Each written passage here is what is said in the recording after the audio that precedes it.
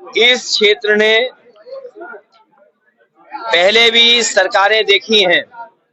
जो आज बिजली का इंतजाम जो बेहतर दिखाई दे रहा है, जो फीडर सेपरेशन का काम है, वो समाजवादियों की सरकार के समय के फैसले हैं, जिसका परिणाम ये है कि किसान को और शहर में या शहरी आबादी में जो लोग रह रहे हैं उन्हें पर्याप्त बिजली समय से दे पा रहे हैं। यहाँ के चीनी मिलों के और खासकर गन्ने के किसानों की कीमत हमेशा समाजवादियों ने बढ़ाई।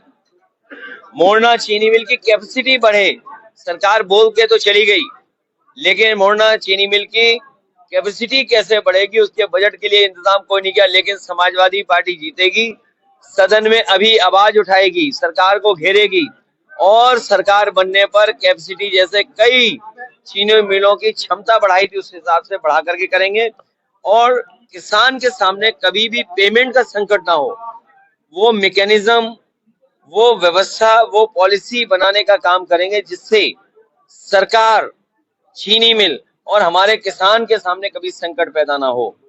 लोग तो ये भी कहते थे कि गंगा की धारा लेकर के आएंगे।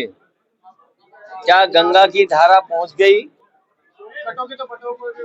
देखिए, जो डिवाइड एंड रूल, डिवाइड की हिंदी जो है, उसी से भारतीय जनता पार्टी ने नारा निकाला। जो नारा निकालने वाले थे वो आपस में बट गए और बड़े बड़े नेता उनके उस नारे से किनारा कर रहे हैं। उस नारे से कैसे पॉजिटिविटी निकालें, ये भारतीय जनता पार्टी की नकारात्मक सोच है जो जनता के सामने आई है नारे के माध्यम से।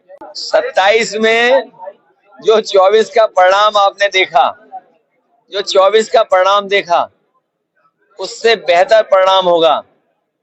भारतीय जनता पार्टी की सरकार जाने वालों में से है, इनकी सरकार जाएगी।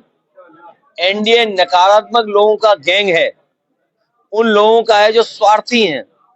एनडीए उन लोगों का समूह है जो लूट रहे हैं, जिन्होंने पुलिस की व्यवस्था खराब कर दी 100 नंबर 112 करके, और इतना करप्ट पुलिस कभी नहीं देखी जो इस बार देखने को मिल रही है।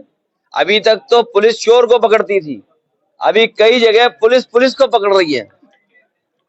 40 लाख रुपए का बैग पकड़ा गया, एडीजी जैसे अधिकारी को थाने में जाना पड़ा, और उस थाने की कमाई सोचते हो क्या थी? 15 लाख रुपए प्रतिदिन।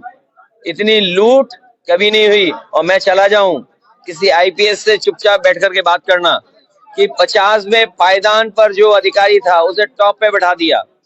ये डबल इंजन तो टकरा ही रहे हैं, इनके डिब्बे भी टकरा रहे हैं, इनके डिब्बे के साथ साथ इनके नारे टकरा रहे हैं आपस में। और जो व्यक्ति 50 में पायदान पे था उससे ऊपर बैठाने का मतलब क्या है? कभी किसी आईपीएस से पूछिए जाकर के कि अगर 50 में पायदान के आदमी को ऊपर बैठा देंगे तो उस पर क्या गुजर रही होगी। इसलिए धीरे धीरे वो लोग भी मिल करके मुख्यमंत्री जी की कुर्सी कैसे हटे उसके लिए सुरंग खोद रहे हैं।